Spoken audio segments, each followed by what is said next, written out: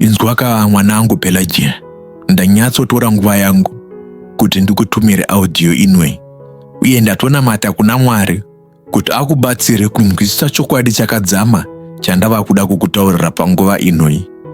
Nezuro mai vako vakaenda newe nevaning'ina vako kuna gynecologist kunotariswa umhandara sezvamaingoita pagore, asi nemhaka yekuti iwewe wava kusvitsa 16 years aka ndikuve kupesira kuenda kwagynecologist, ndava kuda kukupa rusununguko rwakakukodzera, asi pane chokwadi chandakuda kuti unzwisise uye uise mumwoyo chiri kubva kuna ini baba vako.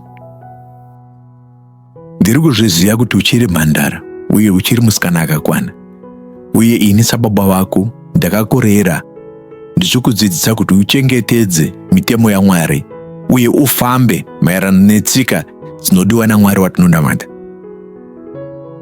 Saka sezvo wava kupinda munyika, ndiri kukumberesa kuti ufambe maererano nechokwadi chandakakudzidzisa, usateedzera vasikana vari munyika vanongoita zvese zvese.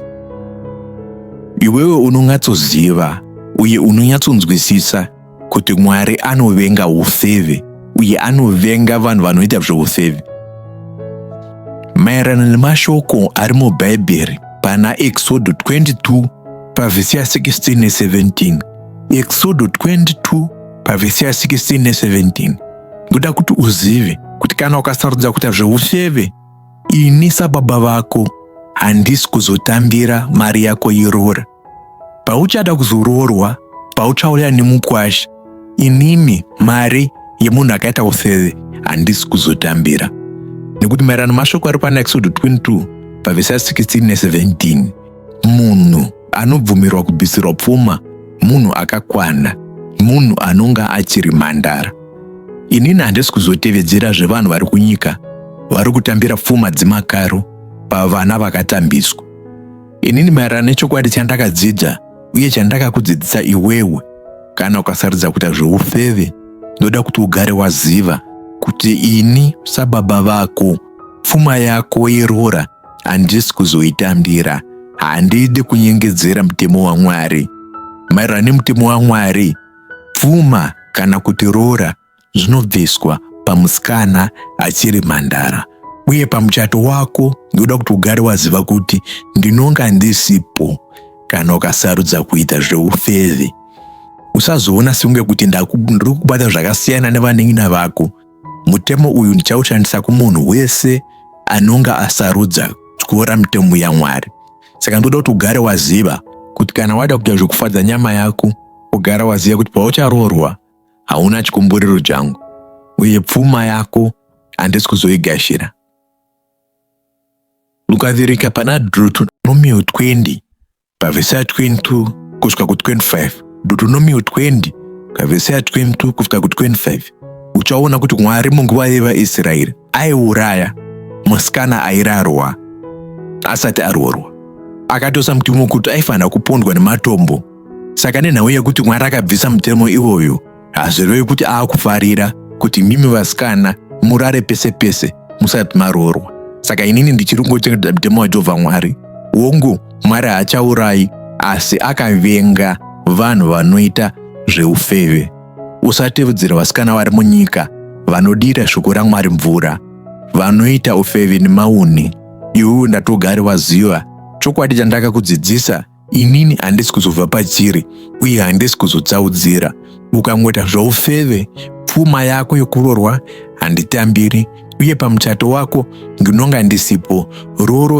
Rooro yako inonga isina chikumburiro changu.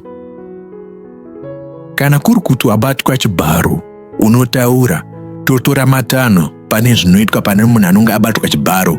Ndobasa ranaBamunene Rubeni. Chero munhu wacho akatiza akaenda kuSouth Africa kana kuMozambique, tinomunyurura, tinomubata ikoko. Kana kuri kuti wabatwa chibharo, taura titori matanho. Asi kana kuri kuti wasarudza kuita zvemusikanzwa, ziva kuti pfuma yako ini handisi kuzotambira. Uye ndotoda kuti iwewe ubatsire ini namai vako kumonita tuwaning'ina twakutu kuti hatusi kuita musikanzwa here.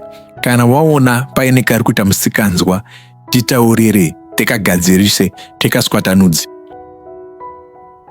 ndichakunyorera mavhesi eBhaibheri pasi peaudio inoi.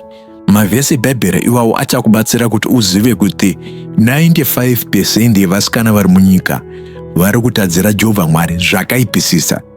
95% yevasikana vari munyika vari kutadzira Mwari zvakaipisisa. Mavhesi iwawo noda kuti maverenge umafungisise kuitira kuti usazoteedzera vanhu ivava vari kuita hunhu hunovaparadzisa. Vari kutadzira Mwari nemaone vachitemba kuzotendeuka pekupedzisira, vachida kuti vazororwa vaine miviri yakasviba.